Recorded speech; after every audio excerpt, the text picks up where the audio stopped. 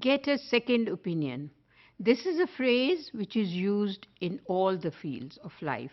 For example, a patient needs to get a second opinion from a doctor. A patient has been diagnosed cancer, but maybe it is not the case. So the patient needs to go to another doctor. That is the second opinion. Getting a second opinion from teachers is also a very common phrase. Some student has worked on an assignment and one teacher tells the student he needs to change the essay. It's always good to get a second opinion. The student may go to another teacher to ask for a second opinion. So asking for a second opinion is a very important aspect in our lives. And it is also good for those who get a second opinion and those who give a second opinion. So the phrase can be used as get a second opinion. As we can see in the picture, there are people who are discussing about some matter and giving their own opinions. Giving opinions is a very, very modern and deserved style of discussion, and also in order to get more opinions, we need to give a chance to others to give a second opinion as well. So the phrase may be used as get a second opinion from another person or give a second opinion to somebody who seeks it.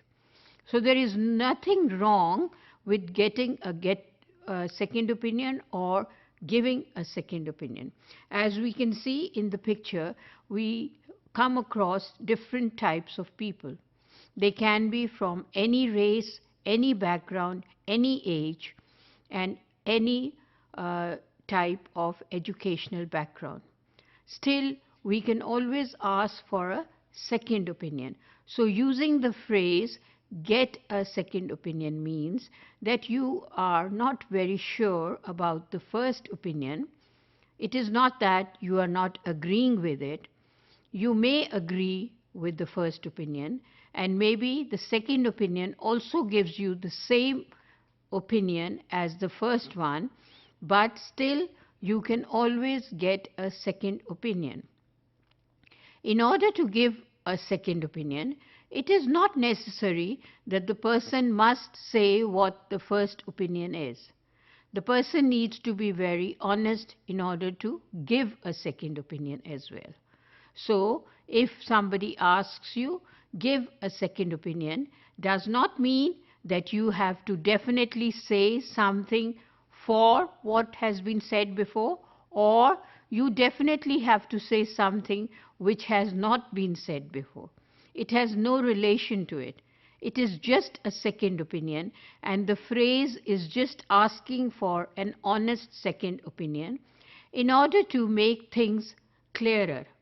It is an expression which will bring you to some sort of certainty. There is not that level of certainty before, after getting the first opinion. Therefore, a second opinion is required.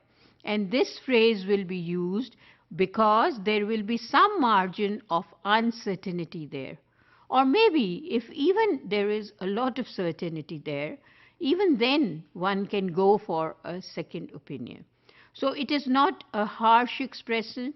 It is not an expression which would be causing some sort of disturbance in the lives of others.